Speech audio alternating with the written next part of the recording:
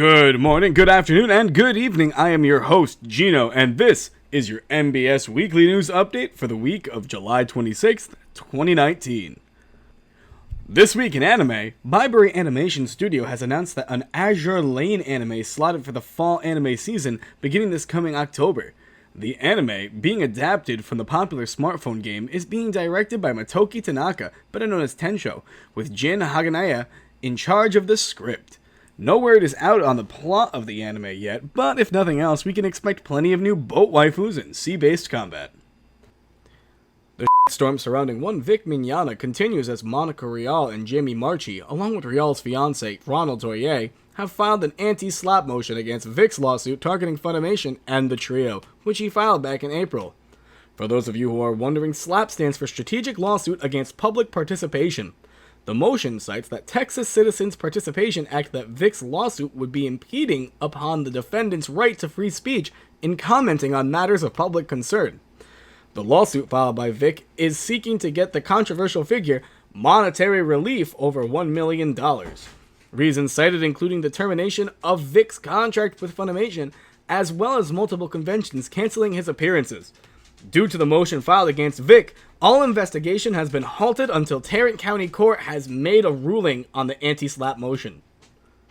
For those of you who are fans of Studio Period's Hero Mask anime, mark your calendars. The studio's official webpage has announced that the second season will debut on Netflix August 23rd. Hiroyasu Aoki has returned as director, scriptwriter, and series composer, as has the entire original staff, with the exception of episode director and storyboarder Shoichi Shimada. The next installment of the 7 Deadly Sins has officially been announced for fall 2019. This new season will be handled by Studio Dean, as A1 Pictures have handed the series off after the first 2 seasons and a movie. Susumu Nishizawa will be directing the new season with Rintaro Ikada heading the series composition. The official website for the 7 Deadly Sins has posted a new promotional video for the upcoming season, which seems to be hinting that the anime will be heading towards its climax come fall, which would make sense as series creator Nakaba Suzuki has stated that he intends to conclude the manga within a year or so. Now, for all of you Sword Art Online fans, the next installment has an officially subtitled trailer, and it will premiere this fall. Not my cup of tea, but hey, enjoy it. Sentai Filmworks has announced that it will be releasing an English dub for Ao-chan Can't Study in the near future. Sentai has also released their English dub of Why the Hell Are You Here, Teacher? This week on both High Dive and Crunchyroll. Actor and voice actor Gabe Kuth has passed away this week after apparently suffering from cardiac arrest while riding his motorcycle. He was 46 years old. Kuth's brother, Samuel Vincent, has invited fans to pay tribute to his brother's memory at a roadside location in Port Moody, British Columbia. Kadokawa, Marvelous, and Egg Firm have announced that they are developing a new project called Kandegawa Jet Girls. The project is to be a multimedia series with both an anime and a video game tie-in.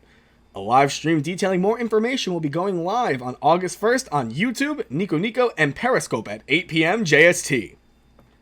Legend of the Galactic Heroes official website has been streaming a trailer for the second season of the series.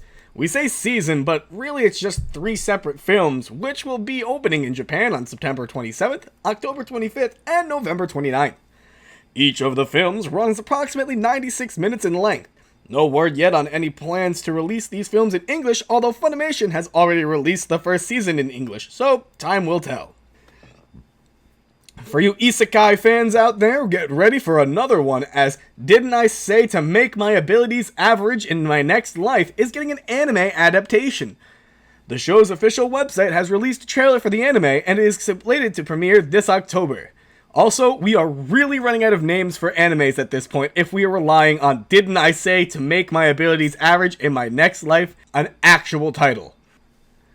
In the wake of last week's devastating arson attack on Kyoto Animation, KyoAni has opened an account to accept donations for the families of the deceased and injured, as well as rebuilding, though there has yet to be any specifications on whether they will rebuild the original building or look to raise a new one. The fire on Thursday claimed the lives of 34 of the 70 staff members in the studio at the time of the fire.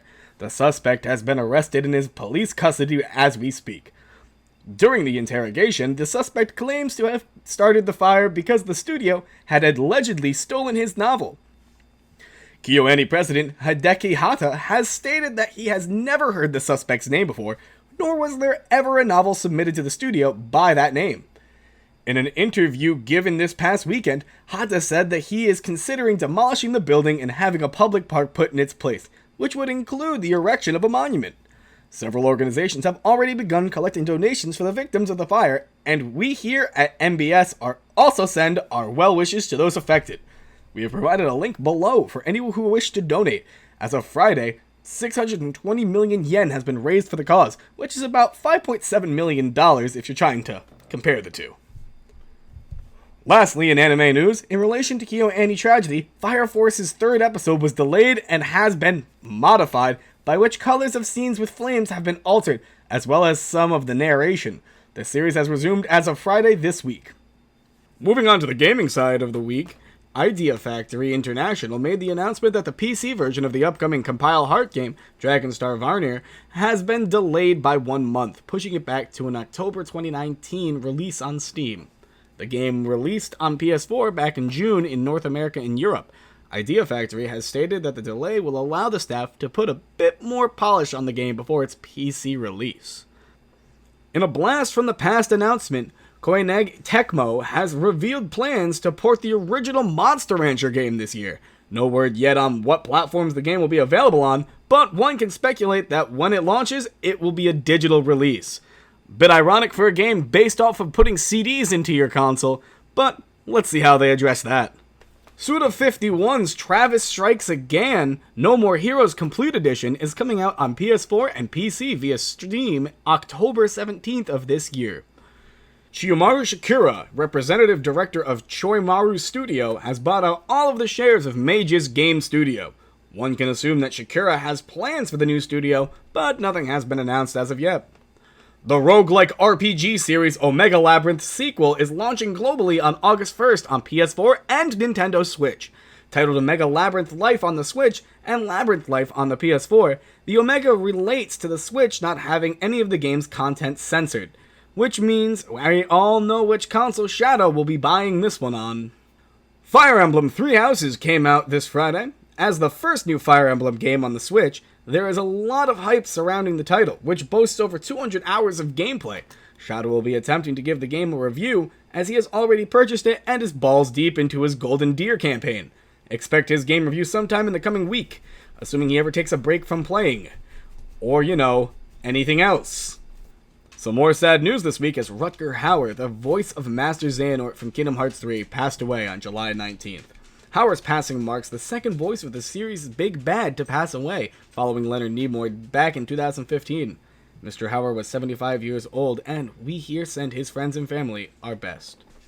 A lawsuit has been filed against Nintendo for the defectiveness of the Switch's Joy-Cons. The issue, referred to as Joy-Con Drift, which has plagued Nintendo's latest console handheld... The newest gizmo since launch has finally pissed off enough people that they have filed a class action lawsuit against the company, which, up until now, has remained completely silent on the matter. Reaching out to the Eurogamer, Nintendo released a statement saying, "At Nintendo, we take great pride in creating quality products, and we are continuously making improvements to them. We are aware of the recent reports that some Joy-Con controllers are not responding correctly. We want our consumers to have fun with the Nintendo Switch, and if anything falls short of this goal, we always encourage them to visit the supportnintendo.co.uk so we can help. Encourage us all you want, Nintendo, just please fix the damn Joy-Cons. Stop with the new colors, and fix the Joy-Cons." And that is all the news we have for you this week. If you found some of this to be informative, or you just liked the sound of my voice, then please hit that like button. If you would like to stay up to date with everything we do here at NBS, then why not click on subscribe? Thank you for watching. Have yourselves a great weekend. I am Gino, and this has been NBS News.